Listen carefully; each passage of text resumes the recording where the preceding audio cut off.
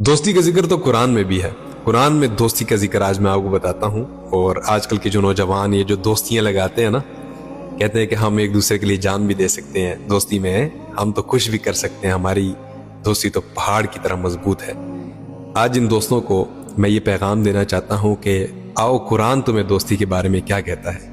میں اس کے فائدے بھی بتاتا ہوں اور اس کے سائیڈ ایفیکٹ بھی بتاتا ہوں۔ سب سے پہلے سائیڈ ایفیکٹ قرآن میں جو آتا ہے، قرآن میں آتا ہے کہ قرآن کی آیت ہے یا ویلتا لیتنی لم اتخذ فلانا خلیلا، یعنی مرنے کے بعد ایک انسان یہ خواہش کرے گا، یہ آہ کرے گا، یہ پکار کرے گا کہ اے کاش کہ فلاں کو میں اپنا دوست نہ بناتا۔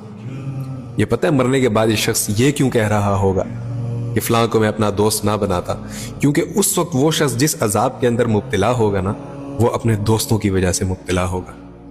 یعنی میں آپ کو ایک بات بتاؤں، یہ آیت مجھے وہاں یاد آئی ہے جب میں نے کچھ لوگوں کے سرکل کو دیکھا ہے کہ کچھ دوست ہیں آپس میں الٹے سیدھے کام کرتے ہیں، مل جل کر ہر فضول کام کرتے ہیں۔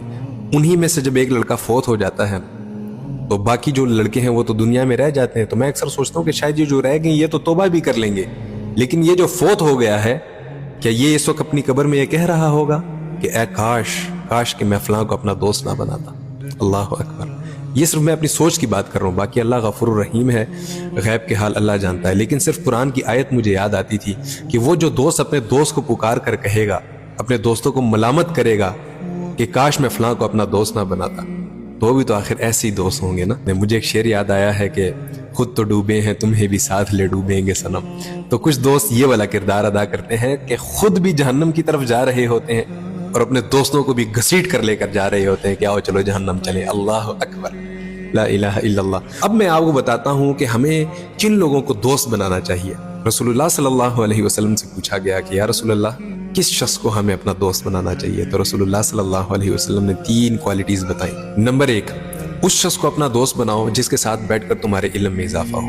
نمبر 2، وہ خود بھی بعمل ہو۔ اور نمبر 3، جس کے ساتھ بیٹھ کر تمہیں اللہ کی یاد آ جائے۔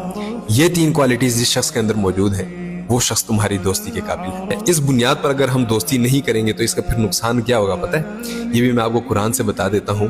الاخلاء یومئذ بعضهم لبعض عدو الا المتقین۔ اللہ اکبر۔ اس میں آپ کو مفہوم بتا رہا ہوں اس آیت کا۔ جن کی دوستیاں اللہ اور اس کے رسول صلی اللہ علیہ وسلم کے رضا کے لیے تھی، وہ شخص اس دن بھی ملامت نہیں ہوگا، وہ شخص اس دن بھی کامیاب ہوگا، یعنی وہ دوست محشر میں بھی اس کے کام آئے گا۔